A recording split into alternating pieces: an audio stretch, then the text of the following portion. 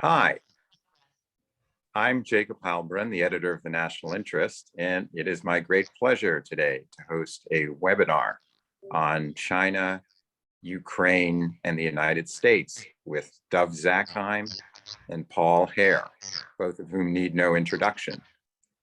We'll be focusing today on a variety of topics surrounding the US-China relationship and how it is impacted by the Ukraine crisis.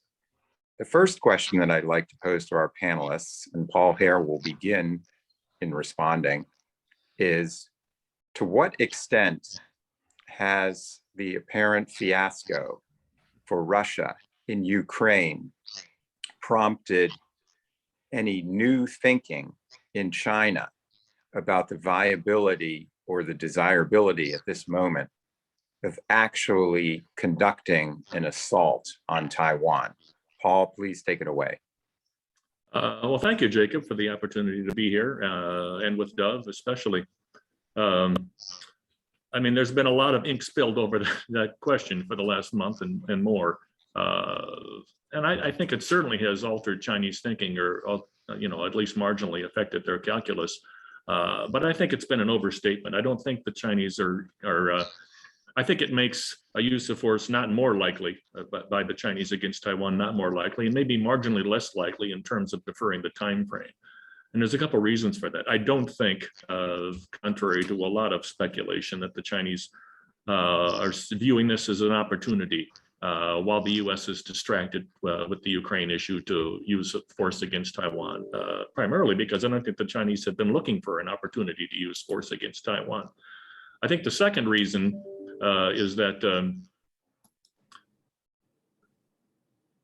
the Chinese are not going to conclude that they have an opportunity here because the United States has made made clear it's not going to intervene militarily in defense of Ukraine. So it may be less likely that the United States would intervene in the defense of Taiwan.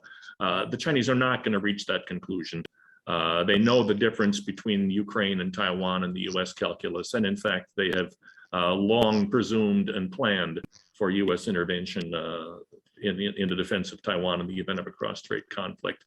I think there will be a possibility that the Chinese will at least review their calculus about how difficult it might be to use force in an attempt to reunify with Taiwan.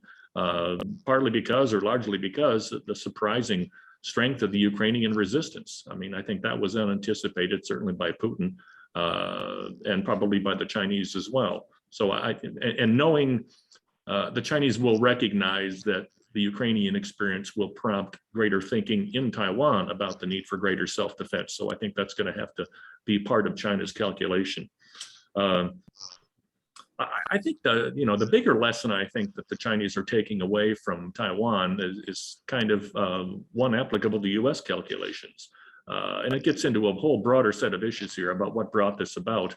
But I think the Chinese are seeing, the development of the conflict in Ukraine as comparable to the potential for a serious crisis or the development of conflict across in the Taiwan Strait.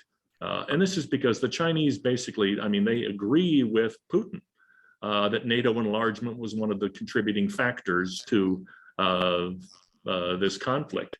And in the sense that it was a result in part, again, of the Chinese assessment that the US was disregarding Russian security concerns with regard to Ukraine. And the Chinese have their own view that the United States has been disregarding Chinese security concerns with regard to Taiwan. And in fact, it was really interesting in the Sino-Russian joint statement issued at the beginning of February, there was almost an equation made between NATO enlargement and the US Indo-Pacific strategy. So I guess my point in terms of how this will affect the Chinese calculus, they will see it through that prism. That they will feel the same pressure over time to consider a use of force against Taiwan in the way that they understand Putin saw pressure, again, in his view, to use force against Ukraine. I think that's a more fundamental strategic lesson that they're going to be drawing from this, beyond the issue of whether this is an opportunity for them to attack Taiwan. Dov, I'd be curious to hear your response, and also if you could assess how much of a porcupine would Taiwan be for the Chinese to digest? Okay. Well, sure. Again, like Paul, I'm delighted to be with you, Jacob, and of course with Paul. Um, Let me start with something that you might think is off the question, and that's Zapad 2021. The Russians had this major exercise. 200, this was in September, by the way, not all that long before they decided they were going to go into Ukraine. 200,000 troops, that was the estimate, involved Belarus and some of these other collective security treaty countries. Combined armed exercise. What does it tell you? Exercises don't mean you're going to perform necessarily the same way on the battlefield. And the Russians had a bunch of problems. Paul alluded to some of them already. First of all, the Ukrainians were defending their own territory. That's a huge deal. You know your own territory. Just ask the Taliban. Secondly, the Russians demonstrated that they really couldn't coordinate air-ground to the extent that people thought they could. They're not controlling the airspace, which is remarkable. And one of the things that the three of us talked about just before we all came on, everybody thinks, well, the Russians were, veterans, the veterans of Syria, but actually the ground forces didn't do very much in Syria. It was all air forces, and they had total air control. There was nobody really challenging them. Here, all of a sudden, they're losing dogfights. They're losing to missiles. China's looking at all of that. And then there's one other area, and this will go partly to what you asked about in terms of what Taiwan might do. Ukraine's been essentially fighting asymmetric warfare, cheap missiles, Stingers, javelins, drones, taking out really expensive stuff, aircraft and tanks. So China looks at all that. And then there's one other issue too, and that's morale. Russian morale has not been good. Reading all about these soldiers that don't want to fight, I remember those scenes in Dr. Zhivago when the Tsar's soldiers, just didn't want to fight, took out their own general. The Chinese don't know how well their people are going to perform. Last time they fought was 1979. They've never had, to my knowledge, correct me if I'm wrong, Paul, or you actually, Jacob, I've tried to look up and see whether China has ever had a combined arms exercise larger than brigade size. I have not been able to find it.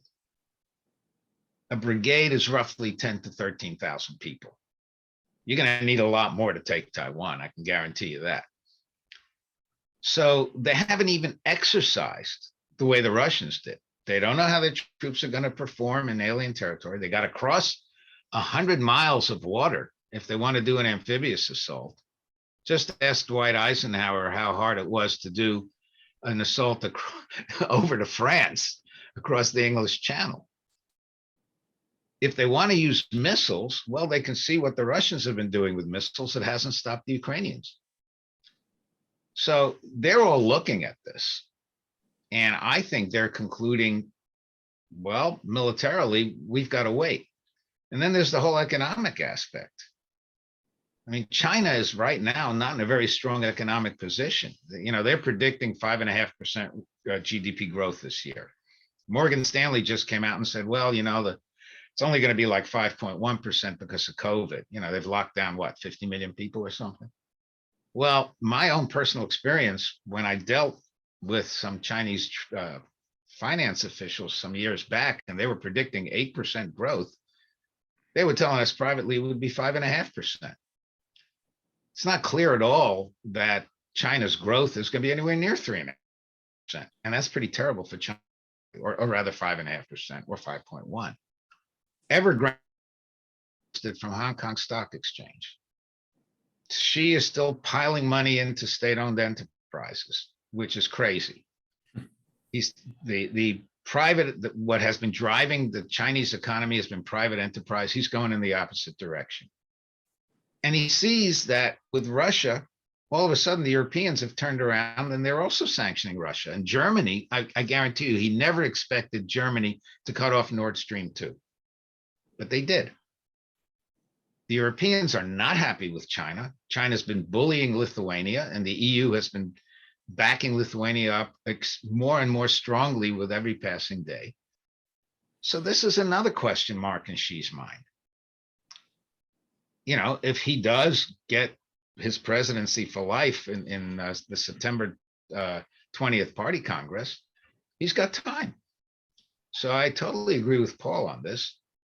He's watching all of this. He's seeing what's happening to the economy, and you know he'll have 10 years.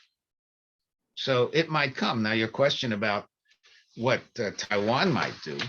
I mean, a lot of people have been saying it's time they really did come up with a porcupine defense, which they still don't have.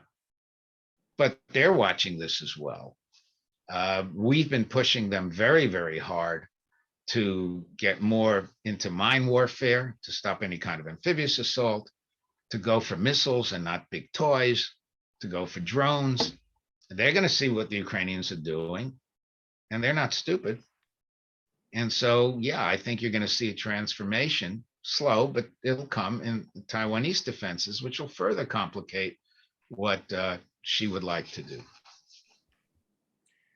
So in listening to both of you, I can't help but wondering if Vladimir Putin has inadvertently done a favor for the United States in inadvertently exposing the weakness of his own army. So I have a twofold question. Do American relations with China actually improve as China sees that Russia is in fact a weak ally, or does it simply open up the potential for China to exploit Russia, which many people are talking about, that Russia would be reduced to some kind of quasi-vassal status in which the Chinese would essentially loot it for its natural resources? Paul, what is your take? I think the Chinese are grappling with that question. I think there's too many variables at play now for the Chinese to seriously be considering any dramatic shift in their relationship with Russia, partly because they had so much invested in the relationship. And when I mean the relationship, I mean not just Putin. I mean, there was a strategic partnership there aimed at a set of, common principles and common views of the international situation. As was outlined, I think I mentioned before, as has been gotten a lot of attention. On the 4th of February, Putin and Xi, when Putin was in Beijing for the Olympics, promulgated this, manifesto of sorts on their vision for the international order, their definition of democracy, all kinds of other things about multipolarity. And Xi is heavily invested in that set of principles. He faces a dilemma now because Putin has essentially violated some of those core principles in his attack on Ukraine. And the Chinese are kind of biding their time, hoping that reality somehow comes back into consistency with those principles. And I think it's because of China's commitment to those principles, they're not going to jettison the Russian relationship. And it's partly because underlying this and predating it was an increasingly adversarial relationship with the United States. The Chinese don't at this point see any positive incentive or positive benefit that will accrue to them by jumping ship with Putin and aligning with, essentially from their view, aligning with a US-led anti-Russia coalition. Because the United States, in their view, has declared itself to be China's strategic adversary and competitor. And I think they're going to kind of bide their time. And it really depends, getting back to the point I made, on how this unfolds. It depends on how and if Putin survives this. And even if he doesn't, I mean, the Chinese are calculating that even a successor Russian government would still be committed to many of the principles that the two governments outlined last month. So I think it's premature to speculate on the opportunities here for the United States to pull China away from Russia and have Xi subordinate his relationship with Moscow. I don't think they see it as a lost cause yet. It really depends on a lot of variables that are very much at play. Dov, I wonder whether or not the Chinese see it as a lost cause. There are, some articles percolating now. This being Washington, we always speculate rampantly that the Russia-China relationship has in fact reached its high water mark with that joint statement. It turned out, in the view of some analysts, to be malarkey. That in fact, there is no potent Russia-China relationship, and perhaps Putin, in plunging into Ukraine, has in fact revived the Western alliance and reaffirmed that the United States is top dog in the international system. What's your take? Well, she's pretty smart, and I think if he can have his cake and eat it, he will. Well, what does that mean? If you actually look at some of the details of that February 4th agreement, they talked about cooperation in artificial intelligence and space. They also talked about climate. I think that was more of a throwaway, but artificial intelligence, space, and the internet. Those are things that Russia could still help China with quite a bit. And so I think that it may not be the high watermark. I mean, it may actually be a sort of map, as if you will, for future cooperation, with Russia being the junior partner, which China won't mind at all, and Russia won't be able to help anyway. So, but that doesn't necessarily mean that China and the US have to go at each other's throats either, even if China is as close to Russia as it appears to be right now. And the reason I say that is that, unlike Russia, China is tremendously vested in the international economy. I mean, it is the champion of globalization. Look at how much China trades with us, with South Korea, with Japan, vis-a-vis how much it trades with Russia. Now, if the Chinese can somehow maintain their position, they may not become top dog, but they certainly could be a very strong number two, as they are right now. That actually does call for some kind of improvement in relations with the United States. And the last thing they're going to want is, and this is one of the reasons why they've hesitated in openly supporting the Russians, they don't want sanctions against themselves. I was talking earlier about the economy's weakness. The last thing they need are sanctions. They got enough trouble without sanctions. And there already are some sanctions. And if Congress passes the sanctions, then a president can't even take them away. It's one of the things the Iranians are going to find out, whatever deal they cut. So if I were Xi Jinping, and I'm not, but if I were, I would exploit the Russian relationship as much as I could without further alienating the Europeans, and somehow trying to get the United States to lull, if you will, the United States into believing there's still hope for some kind of positive relationship which maintains the international economic order. Bilahari Kazakhan, who's brilliant, the Singapore former diplomat, now leading think tanker, he says, look, there's a real difference between where the Soviets were and where China is today. The Soviets were in a different economic sphere entirely. The Chinese don't want to replace the world economy. They just want to dominate it. That's different. They want the economy as it is. They just want to be number one. Well, if they have a major break with the United States and Europe, they're out of that economy. So they're not going to do that. So I think they might try to play both ends against the middle, which is classic Chinese approach anyway. Paul, correct me if I'm wrong. No, I think you're absolutely right. In fact, I was going to add that. I mean, I think the Chinese, I think they recognize the diplomatic and economic vulnerability that Putin has now inflicted upon them.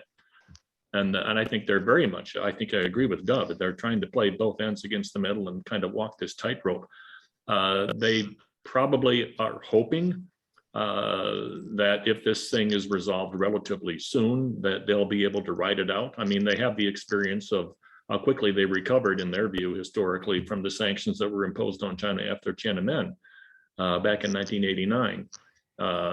But I think there's still that outstanding variable. They don't know quite yet what kind of partner is going to still be there in Moscow for them to partner with when this is over. I mean, like I said, even if Putin himself may not personally survive.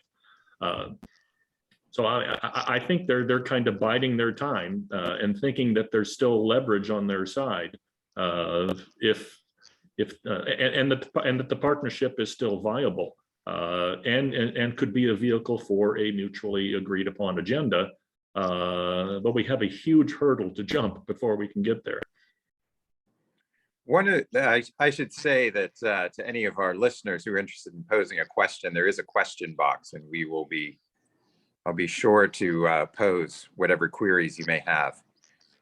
Paul, I was wondering, or I guess to both Paul and Dov, one of the Chinese apprehensions has been a revolution in China along the lines of what took place in the Soviet Union from 1989 to 1991.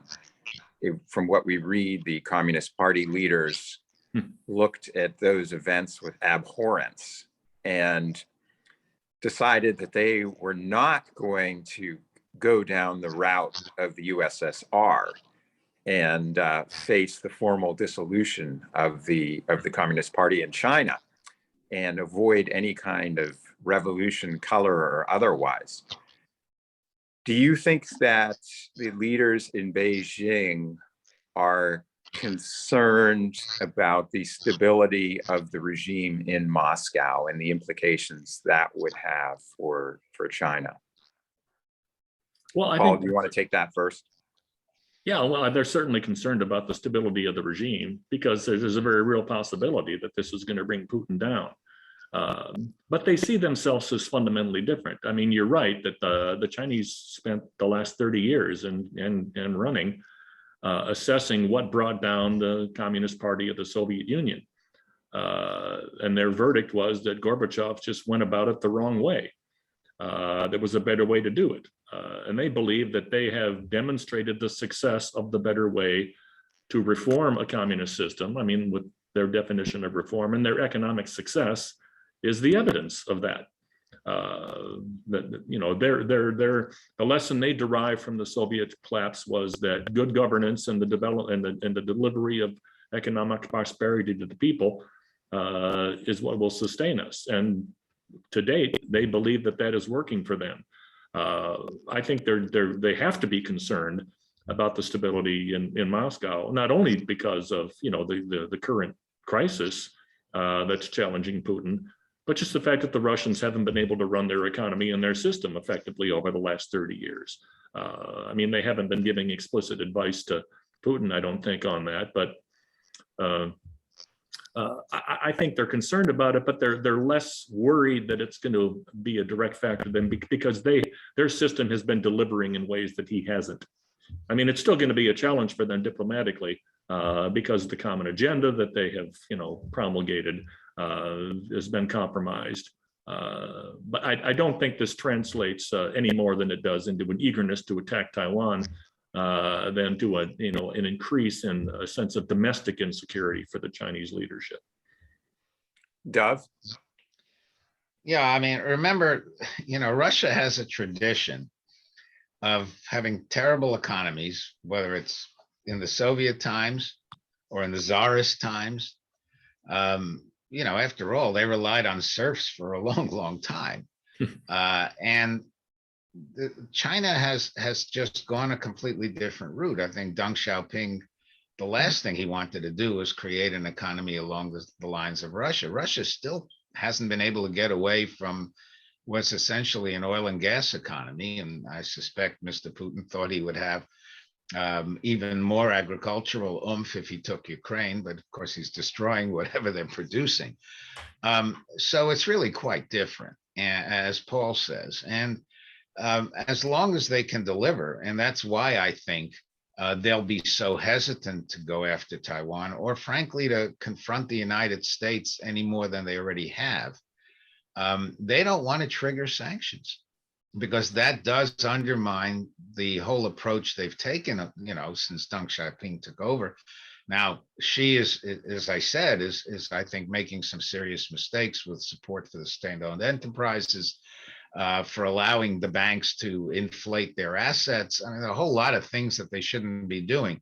But nevertheless, the overall picture is still one of growth, expansion, and the second largest economy in the world. Russia's never been able to do anything like that. And as long as they can preserve that, I think that's their top priority, because that not only preserves Xi, it preserves the Communist Party of China. And for that reason, I think they will not try to alienate us any more than they already have. They know that they are exceedingly unpopular on Capitol Hill, maybe even more so than in the executive branch, and that once Congress passes laws, it's very difficult to undo them. And so I do think that will give them pause, not only regarding Taiwan, but regarding overt support for Russia, and further friction with us.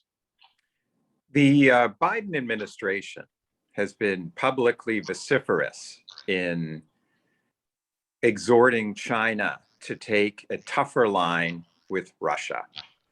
Do you feel that this public effort is a productive way to deal with the Chinese, or does it simply trigger a tougher stance in Beijing? Dov, why don't you respond first? Well, I don't know that it'll trigger a tougher stance. The Chinese are going to do whatever they want to do, regardless of what we tell them. I mean, after all said and done, we've been telling them for years that they should push on North Korea, and they always say they're doing it, and they really don't. I think they recognize that,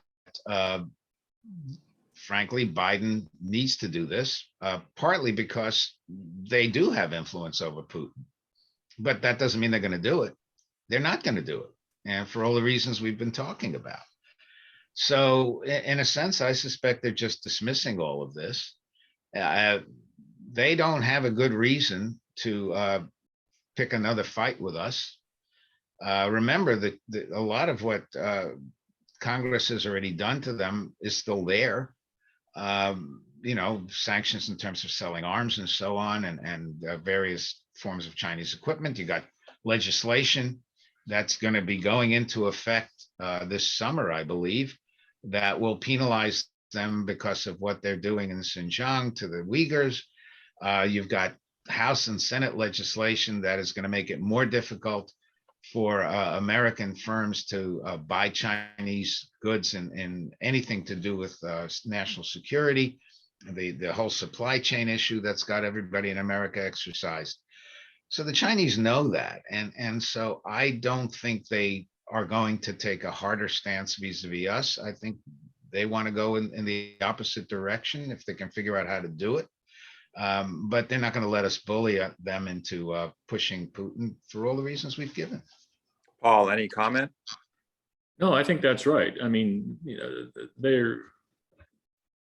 they don't respond well to public pressure. I mean, I think on the diplomatic side, it's been more counterproductive than not, because I think it's kind of been, it's certainly energized some of China's wolf warrior diplomacy, because what we've seen out of the foreign ministry and other Chinese diplomats abroad is responses that have blamed the United States for the crisis, which is one of their standard positions, and they've even jumped on the Russian bandwagon on this Ukrainian biolab story and disinformation. I mean, the Chinese official media is reinforcing some of these things that the Russian media has, and I think it's because the Chinese view is, what's in it for us to publicly side with you?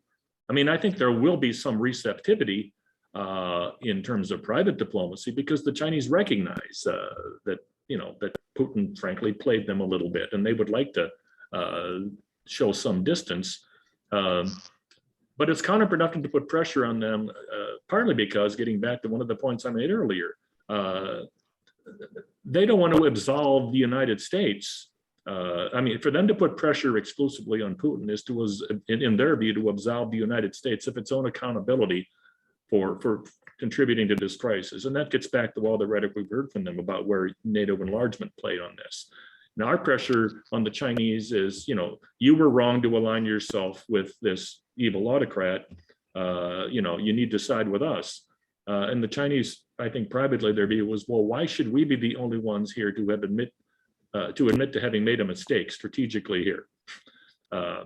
So I think that's why public pressure is only going to make it harder for them. I mean, both internationally and domestically for Xi to expose a wedge with Putin. I think they've incrementally tried to do that for diplomatic reasons, but it's been subtle and not very, very persuasive. Again, as Dov said, for the reasons that we've said, they don't see a strategic benefit in jumping on our bandwagon at the expense of a important strategic relationship, and at the expense, as I said, of endorsing the U.S. narrative about what's happening here. We have a question from George Beebe of the Center for the National Interest, who asks, in invading Ukraine, Putin has bet heavily that the West is yesterday's hegemon, not today's. Does Beijing share that perspective? And might it color its decisions about how to deal with what looks to be a long-term rupture in Russia's relations with the West? Paul? Well, I think that kind of gets back to one of the issues we addressed earlier, is whether the Chinese perceive this episode as reversing, frankly, their previous assessment and preference that U.S. international influence globally was in relative decline. I mean, it's been dramatic and shocking to them to see how quickly the United States became the leader of this coalition to push back against Putin's actions in Ukraine. I mean, as you say, or as George said, I mean, that was obviously a miscalculation on Putin's part. And the Chinese are surprised by that too, but I think there has been more uncertainty, or maybe I should say less of a consensus in Beijing behind any judgment Putin might have made that the U.S. was in terminal decline. The Chinese still want that to happen, but I think that I think they're not going to be. I think they think Putin was certainly premature in that judgment, and they don't want to jump to that conclusion yet. I think they probably calculate that this surge of what appears to be a renewed Pax Americana is going to erode somewhat over time. But again, that still depends, as so many things do now, on how this unfolds from this point out. Well, again, we don't need to get into the details about what kind of arrangement or deal or settlement might be negotiated between Ukraine and Moscow. But if Moscow comes up with something that Putin can claim as at least a partial victory, then that kind of recalibrates the assessment of where the trend lines are in terms of the strategic fault lines. And I think that's what the Chinese are waiting for more clarity on. Dov, let me sharpen it a little. Well, since Paul answered it, I'd be curious, what if things really get much worse for Putin in Ukraine? How do you see developments unfolding there and their impact on the US-China relationship? Well, if things get much worse, one of two things happens. One is he decides to negotiate because he's already taken some territory.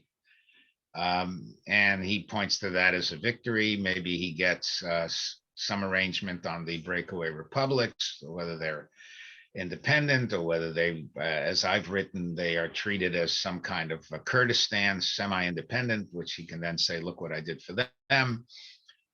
Does he keep Mariupol? That's one route. He realizes he can't go much further. He makes a deal. He claims victory. The other, of course, is he starts using chemical weapons. I don't think he'll use nuclear weapons because it's just too risky that there could be an American response, and that's not what he wants. So I think yes, China has to wait and see which way this thing plays out. But one thing is clear. I think the biggest shock was not just that America wasn't declining. China knows we're not declining just yet. A lot of this is, basically propaganda. What shocked them was how we united everybody else, as Paul said. That was one they didn't expect. That Germany, as I mentioned, could get rid of Nord Stream 2, could turn around overnight and start saying we're going to spend money on defense. In other words, that the Allies started to do what we've been asking them to do for years and didn't do. That, I think, got China's attention, because then they start calculating the correlation of forces, if you will. Who do they have? Who do we have? Then you've got things that already were taking place before this Ukraine crisis exploded. AUKUS, for example, which brings the British into Asia in a way that they hadn't been for years. You have the Quad. And remember, India right now is sitting on the fence when it comes to Russia and Ukraine. Would India remain on the fence if it was an issue with China? That's not as clear. So from a Beijing perspective, the biggest shock, I think, is the degree to which the United States really remains the leader of the free world, not just in rhetoric, but actually in making things happen. That is a calculus they now have to take into account in perhaps a much greater way than they did in the past few years. We have a question from Robert Hormats, who asks, do either of the panelists anticipate any new secondary sanctions on China if Beijing increases its support for Russia? Hey, Bob, nice to hear from you. It's been a while. Yeah, I think the answer is yes. And if the administration doesn't impose them, I think Menendez and Risch will take the lead over on the Senate side, and I think on the House side you'll see it as well. There will be secondary sanctions against China. China's not very popular on the Hill, and whereas the administration may want to be a little more cautious, although again, if you look at what Blinken was telling, Sullivan was saying in Rome, they're not particularly cautious either. They're threatening the Chinese, and Congress might take the president at his word, and there could be secondary sanctions, absolutely. And which is one of the reasons why, again, China is just being exceedingly cautious. It's not going to dump Russia, but it's not going to help us, and it's simply trying as hard as it can to thread that needle. How many Chinese angels can you get through the head of a pin? Paul. I think that's exactly right. I mean, the Chinese, among other things, they're trying to minimize the damage to themselves of all of this. And I think they're particularly concerned about the possibility of secondary sanctions, and that's why they're not inviting them. They're not sanctioning the Russians themselves, but they're not helping the Russians to break the sanctions. I agree with Dov. They're going to be cautious, specifically because of that threat. One thought I was just going to add in the last question.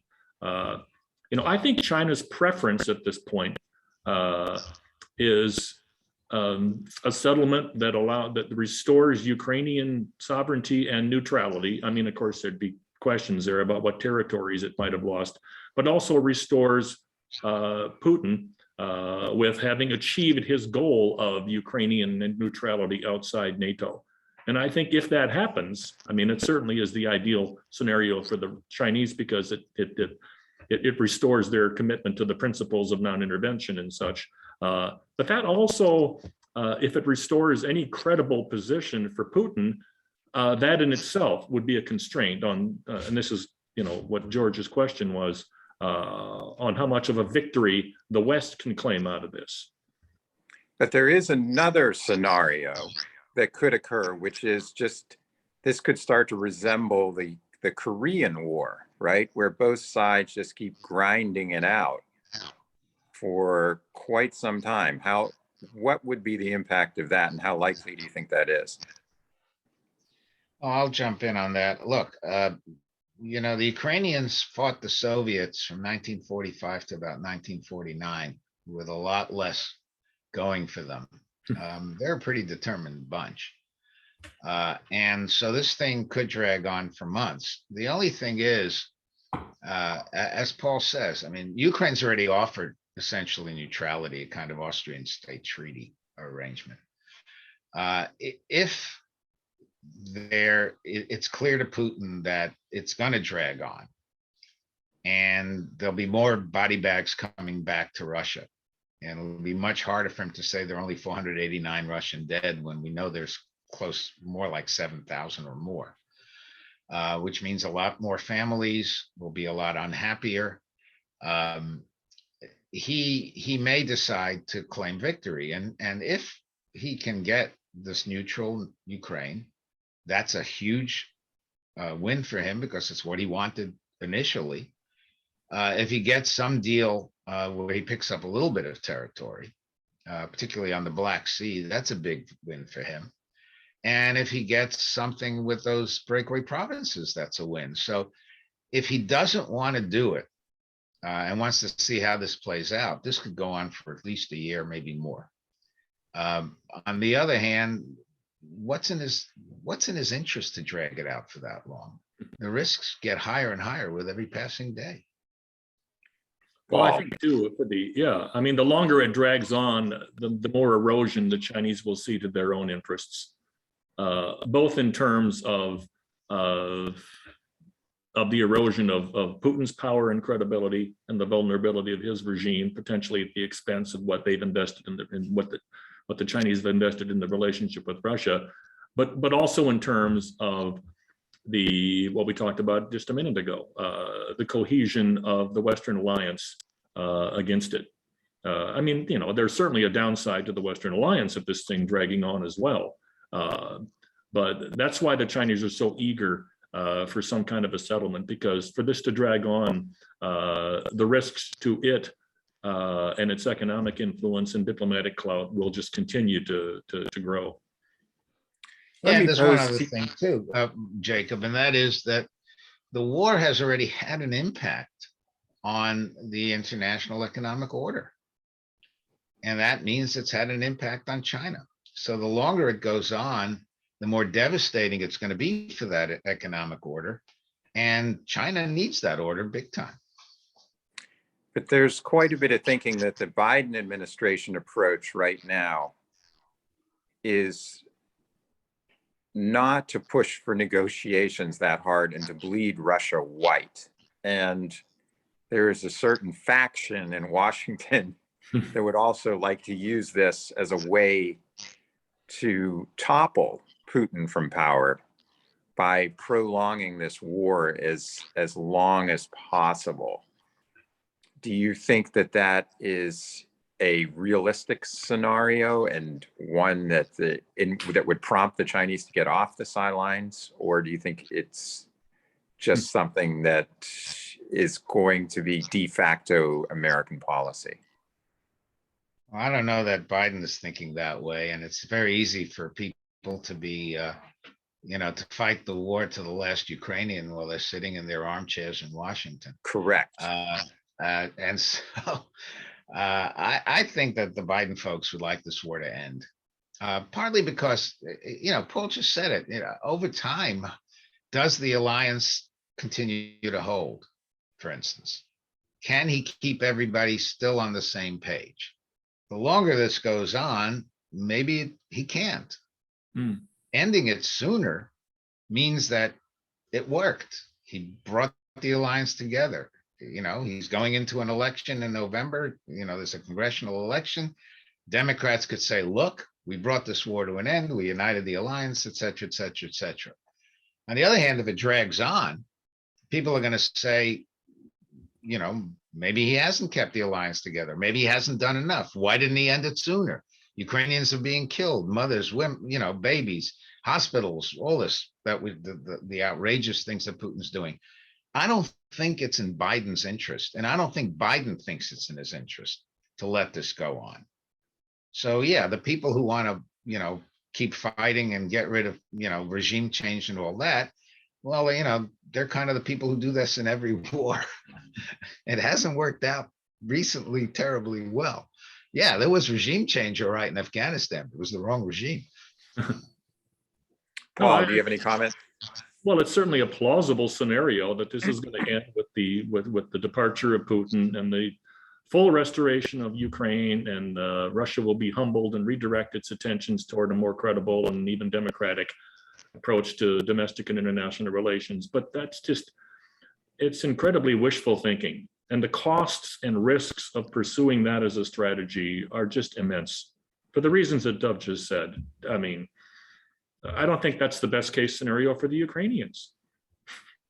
This takes us to another, I think, profitable area of discussion, which is nuclear weapons. Now, Dov, you said that Putin is, in your view, not eager or even loath to use them, but there's a lot of speculation that he would use tactical nuclear weapons, particularly if he was on the verge of defeat.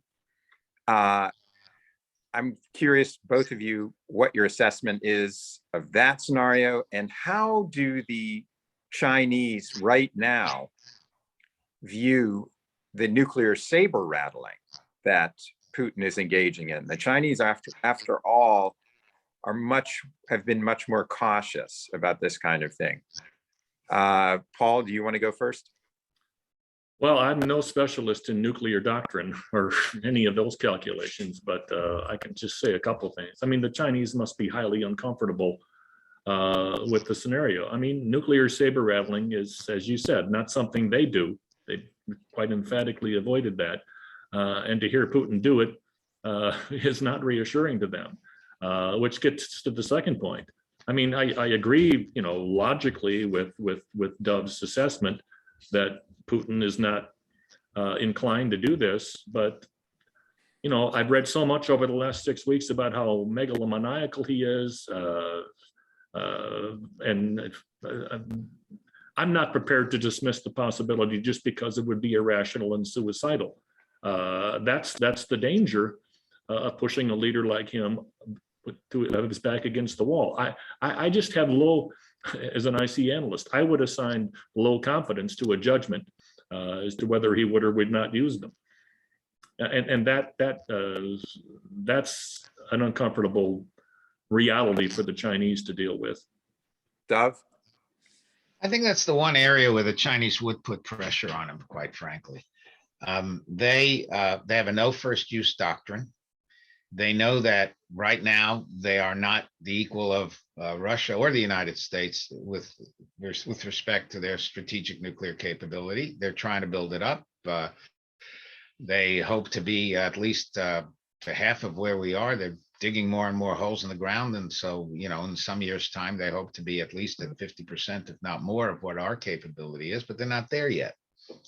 And there are lots of uncertainties. There's this theory of escalate to de-escalate, which essentially means, they'll drop a nuclear weapon somewhere and that'll get everybody to think differently about how to pursue the war.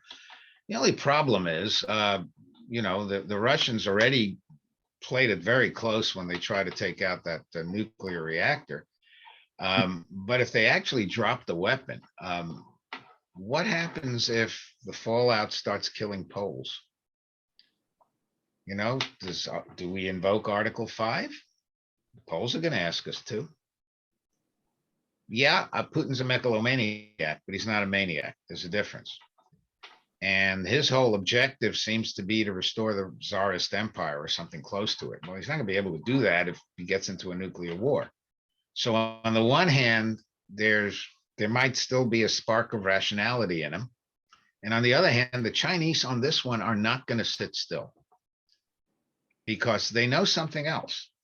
If he uses a nuclear weapon, then people are going to conclude, as they already are, that had Ukraine not, I mean, Zelensky pretty much said it, had Ukraine not given up its nuclear weapons, he wouldn't be in this situation today.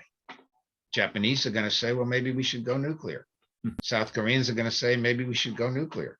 The last thing the Chinese want is for that to happen. And so I think they to get word, and they'll probably get word at least as quickly as we would, that he's contemplating this. I think they would really put the screws on him not to do it. I would agree completely with that. I think if there's one area where she would put private pressure on Putin, it would be this. So here's my final question to both of our distinguished panelists. Two-pronged. Does China feel, or is it beginning to feel, that it has lassoed itself to a somewhat mercurial and unpredictable partner? Because Putin is obviously far more of a gambler than Xi. And perhaps that's a consequence of operating from a smaller power base than China as well. Second, how do you view the future of US-China relations? Are they going to get better or worse over the next year or two? Paul, why don't you start? Well, I think on the first question, I would say the answer is obviously yes. Yeah, I think the liability of the relationship with Putin has become glaringly apparent to Putin, or I'm sorry, to Xi. And he's, I mean, that's why he's walking a tightrope now and trying to deal with it. I mean, it's, and again, he's trying to Beijing's trying to exert whatever influence it can to affect a negotiated settlement that restores both Ukraine and Russia. But I mean, I mean, to your second question, the impact on US-China relations. I think the impact in US-China relations is probably going to be a net negative. Again, depending on, like, I mean, I'm trying to think of a scenario where this would unfold in a direction that bolstered U.S.-China relations, and I'm not sure that I can see one there. I mean, if Putin gets swept away by this, I don't think that means the Chinese would, realign with the United States. I think any scenario is going to be overshadowed by the perception in Washington now that Beijing is too aligned with Moscow and has demonstrated over the last month an unwillingness to break with that relationship. So I think that's only going to reinforce the longstanding, pre-existing strategic suspicions about the Chinese. It's going to reinforce the narrative that the Chinese are on the opposite side of the United States in a contest between autocracy and democracy. And I think that the fact that the Chinese have calculated that there doesn't appear to be any positive benefit to them of joining with us at the expense of their relationship with Russia, I think is going to reinforce really the trend line and the trajectory of a more adversarial and strategically mistrustful relationship between the United States and China. Dov, let me just add one thing. Would you offer China any inducements to improve the relationship as well? Okay, well, on the first one, lassoing, I think was the term you used, themselves to Putin. I would distinguish between Putin and Russia. I think what China would like is for Putin to go, but there's a lot in that relationship for them if Putin's not in charge. And so I don't think they're going to walk away from Russia. I don't think they'll push Putin out. I don't think they're in a position to, but they might in their evening prayers say that we'd like to see Putin go. And he might, because, he set the precedent himself. When he took over from Yeltsin, he basically said, keep your money, but go. And Putin's got a lot of money, and they may make him the same offer. And particularly if the war drags on and more Russian kids are being killed on the battlefield, somebody might take that initiative. By the way, it could well be Shoigu, who, was very, very close to Putin. People talked about Shoigu, the defense minister, as maybe being Putin's replacement. And now Putin has kind of is starting to blame him for the war, is what I hear. And so it could be somebody like Shoigu, who says it's time for you to move on, and then, keep your money kind of thing. And that would be the best outcome for China, by the way. In terms of relations with the United States and inducements, I'm not so sure that your relations are terrible right now, but in a sense, that means that the only way is up. And once this war is done, and look, if it came to China telling Putin not to use nuclear weapons, that would already be an opening for improved relations with us, right there, because we couldn't do that, but they could. And that might be a vehicle for saying, hey, look, maybe we ought to be talking to the Chinese again. And there are a lot of people in Washington who say, no matter how adversarial the relationship is, we need to be talking to these guys. Again, they have a vested interest in the world economy and in the very globalism that we care about. Inducements, I don't know that there are inducements. There aren't inducements for us to give to them, really. And I don't think there are too many people who want to give them any inducements for just about anything. But reopening dialogue, cooperating on certain things like climate, where there really isn't a conflict, and just maintaining the world economic order, which is now going to be in deep trouble because so much grain is not going to come out of Russia and Ukraine. Those are areas that there can be some discussion about. So I don't know that it'll get worse. It may not get better, but I don't think it's going to get much worse. Well, on that note, I would like to end this session and thank both our panelists, Paul Hare and Dov Zakheim, for an illuminating discussion about Russia, China, and Ukraine. And thank you again, both. And with that, we conclude. Thank you. Thank you very much.